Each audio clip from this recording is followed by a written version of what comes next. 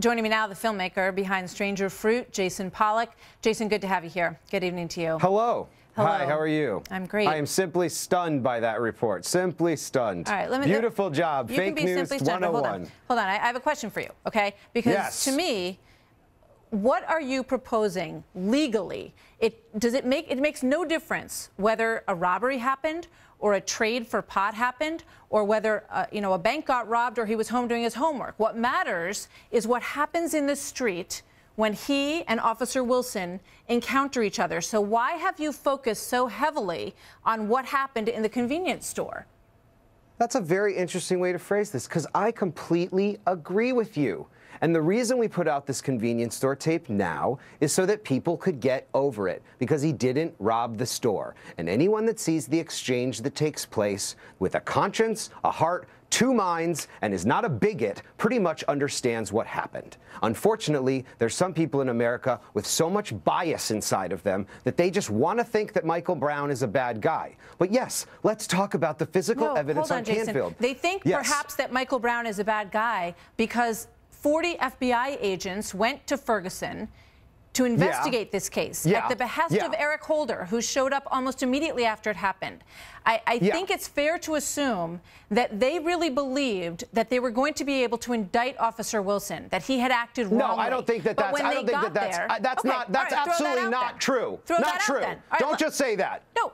You're just saying plenty of things. So let me just throw one thing out. The FBI agents went down there. Eric Holder went down there. To indict Darren Wilson? Darren Wilson? No way. You know how the system works. These cops get off every single time. Bob McCullough has been the prosecutor for over 2 decades. And for 23 years. Excuse me. Let me just finish this.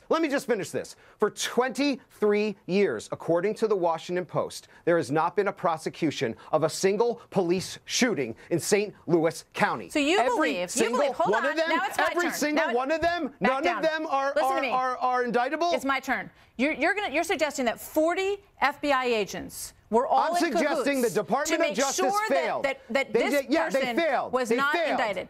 Listen to me. They failed. So it's not possible in your brain that what happened there was what was found by both a grand jury and 40 FBI agents. You're discounting. You're saying all of that doesn't matter. Their investigation is absolutely not true. When the facts of this case come out, when the facts of this case, excuse me, miss, can I speak now?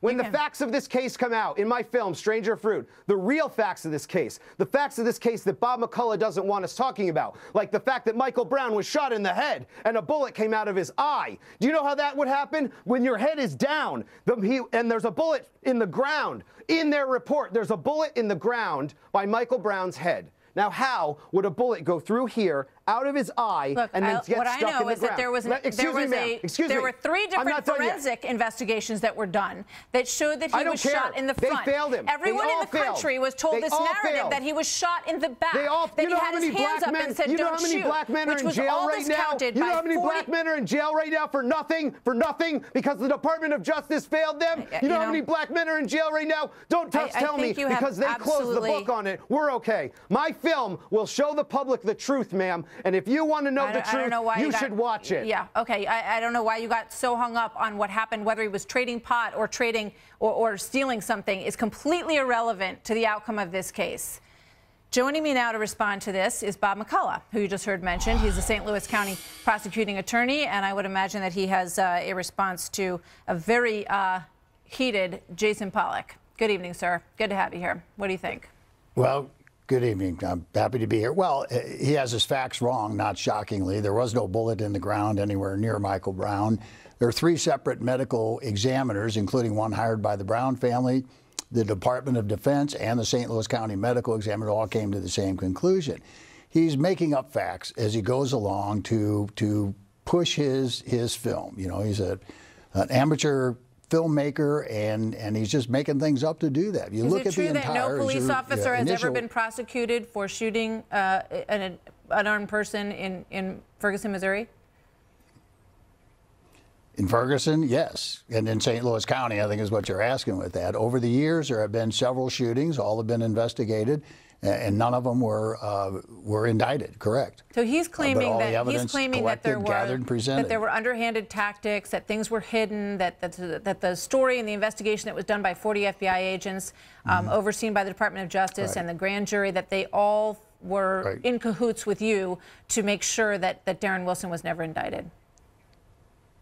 You know, I mean, that's just, listen to what you just said and tell me how silly that is. And it really is silly that somehow I have this control over the United States Department of Justice, the Attorney General of the United States, the FBI.